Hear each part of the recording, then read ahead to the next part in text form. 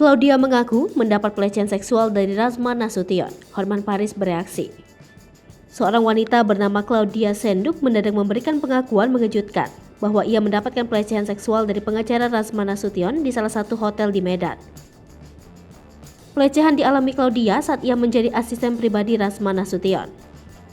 Pengakuan Claudia soal pelecehan yang dialaminya dipaparkannya dalam podcast di kanal YouTube @deniscarista yang ditayangkan Rabu 27 Juli 2022. Atas hal ini, Hotman Paris Hutapea yang kerap berperkara dengan Razman Nasution langsung bereaksi. Sebab Hotman Paris sebelumnya sempat dituding oleh Razman pernah melecehkan Iklim Hakim. Namun kini, situasi justru berbalik.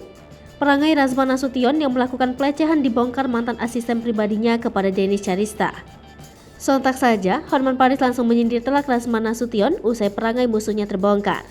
Melalui postingan di Instagram pribadinya Rabu 27 Juli 2022, Hotman Paris pun membagikan video pernyataannya soal Razman Nasution. Kemudian, Hotman Paris pun menyindir Razman Nasution bahwa ia jauh lebih berkualitas daripada Razman. Tak itu saja, Hotman Paris pun membandingkan kehidupannya dengan Razman Nasution.